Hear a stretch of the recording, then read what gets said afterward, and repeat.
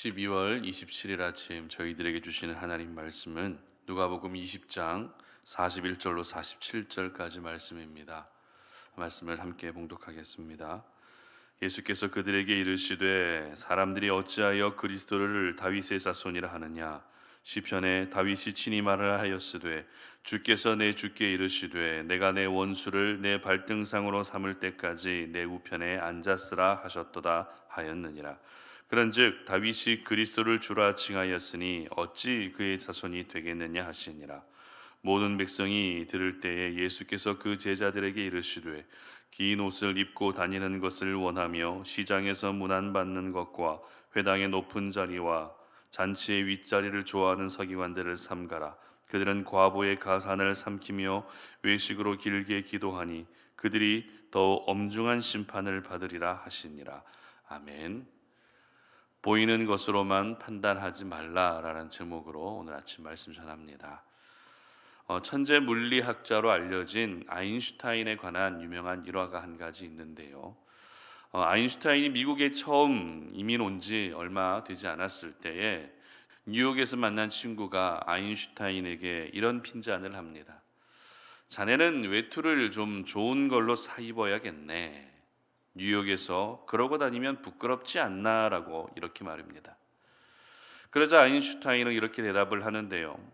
그게 무슨 상관인가? 뉴욕에서 날 알아볼 사람이 없는데 라고 말입니다. 그리고 세월이 흘러서 아인슈타인이 유명인이 되었을 때 그 친구가 또다시 아인슈타인에게 좋은 새 옷을 사 입으라고 말합니다. 그러자 아인슈타인이 이번에는 또 이렇게 대답을 하는데요. 그럴 필요가 있는가? 어차피 사람들은 내가 누구인지를 다 알고 있는데 라고 대답을 합니다. 이 일화를 통해서 알게 되는 것은 사람의 겉모습은 그렇게 중요하지 않다라고 하는 그런 교훈입니다. 아인슈타인의 친구는 보이는 겉모습으로 상대방을 판단했다 할지라도 정작 아인슈타인 본인은 겉모습으로 사람을 판단하지 않았다는 것이죠. 좋은 옷을 입어야 되고 좋은 옷을 입고 다녀야만 그래야 사람들이 자네를 알아볼 것이다 라고 그렇게 이야기한 친구지만 아인슈타인은 그렇지 않았다는 것이죠. 영어 속담에 보게 되면 겉만 보고 판단하지 말라라고 하는 속담이 있습니다. 그리고 우리나라에는 뚝배기보다 장맛이라고 하는 그런 속담이 있습니다. 그러고 보면 보이는 겉모습만을 가지고 섣불리 판단하지 말라는 것은 동서양 어디에서나 중요하게 여겨지는 것 같습니다. 그런데 저희들이 잘 알고 있는 것처럼 성경에도 보이는 외모보다 보이지 않는 중심이 더 중요하다라고 하는 그런 말씀이 있습니다. 선지자 사무엘이 이스라엘이 왕이 될 사람을 찾아 나섰을 때에 이 용모가 뛰어났던 이새의 큰아들들이 하나님이 정하신 왕이라고 생각했죠. 하지만 전혀 생각지 못한 막내 아들 다윗이 바로 하나님이 정하신 이스라엘의 왕이었습니다. 그리고 말씀하십니다. 사무엘상 16장 7절인데요. 제가 읽어드립니다. 여호와께서 사무엘에게 이르시되 그의 용모와 키를 보지 말라. 내가 이미 그를 버렸노라. 내가 보는 것은 사람과 같지 아니하니 사람은 외모를 보거니와 나 여호와는 중심을 보느니라 하시더라. 아멘. 이처럼 보이는 것만을 가지고 판단하면 안 된다는 것은 신앙 안에서도 믿음 안에서도 중요하게 여겨지는 부분이라 할 수 있습니다. 오늘 본문에는 두 가지 내용이 연이어서 기록되고 있는데요. 첫 번째 내용은 사람들이 예수님을 다윗의 자손이라고 말하는 것을 보면서 예수님은 나는 다윗의 자손일 뿐만 아니라 다윗의 주가 되신다. 이렇게 말씀하고 계시는 부분입니다. 그리고 이어지는 두 번째 내용은 이 46절 보시기 바랍니다.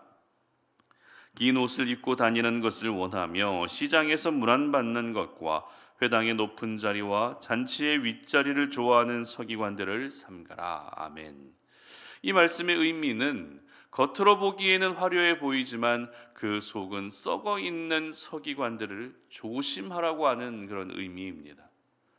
여러분, 이 두 내용의 공통점이 무엇입니까? 그것은 오늘 설교의 제목과 같이 보이는 것만을 가지고 판단해서는 안 된다라는 것입니다. 그렇다면 조금 더 구체적으로 살펴볼 텐데요. 지금까지 대부분의 사례를 보게 되면 종교 지도자들이 예수님을 넘어뜨리기 위해 항상 먼저 공격했습니다. 먼저 질문했다는 것이죠. 하지만 오늘 본문에서는 예수님이 먼저 그들에게 질문하고 계신다는 것입니다. 예수님의 질문의 핵심은 조금 전에 말씀드렸던 것처럼 사람들이 왜 나를 다윗의 자손이라고 말하느냐라고 하는 이것이 바로 질문의 핵심이었습니다. 그러면서 시편 110편의 말씀을 인용하시는데요. 오늘 보면 42절과 43절을 보시기 바랍니다. 시편에 다윗이 친히 말하였으되 주께서 내 주께 이르시되 내가 내 원수를 내 발등상으로 삼을 때까지 내 우편에 앉았으라 하셨도다 하였느니라. 아멘. 무슨 말입니까? 사람들은 나를 다윗의 자손이라 부르는데 정작 다윗은 나를 주라고 칭해하였다는 것입니다. 주라고 칭하였다는 것은 어떤 의미입니까? 나의 주님이라는 것입니다. 나의 주인이라는 것입니다. 그렇기 때문에 나는 다윗의 자손일 뿐만 아니라 다윗의 주가 된다는 말씀이 바로 오늘 예수님의 이 말씀의 핵심이었던 것입니다. 여기서 저희들은 당시 많은 유대인들의 예수님을 바라보는 시각이 굉장히 제한되어 있었다라는 것을 깨닫게 되는데요.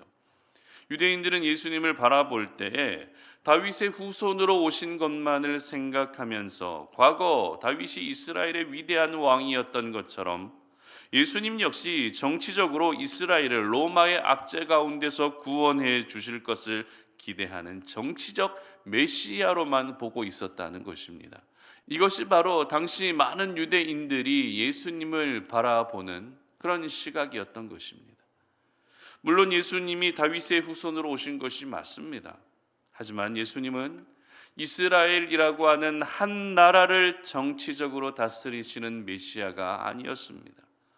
온 인류를 죄와 사망에서 구원해 주실 하나님 나라의 메시아로 오셨던 것입니다. 하지만 유대인들은 예수님을 그렇게까지 생각하지 못했던 것이죠.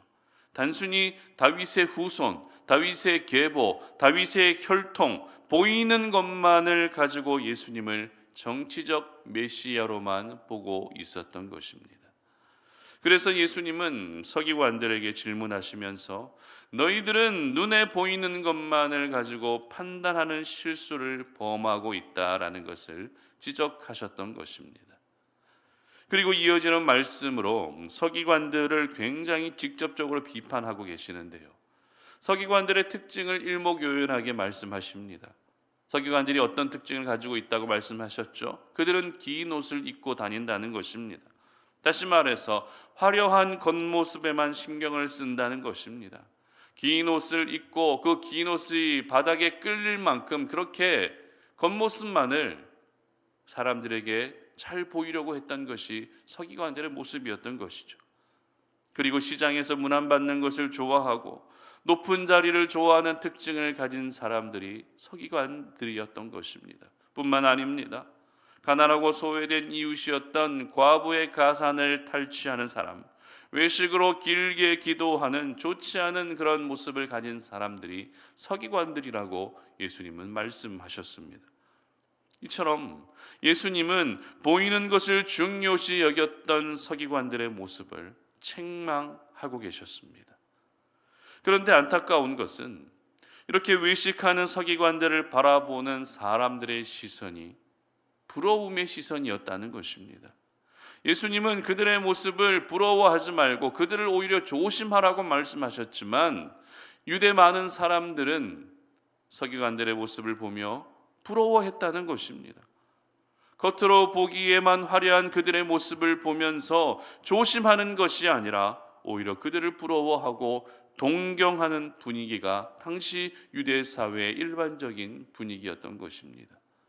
그래서 예수님은 항상 외식하는 종교 지도자들의 모습을 몇 번이고 책망하시면서 그들은 부러워해야 할 대상이 아니라 조심해야 할 대상임을 말씀하신 것입니다.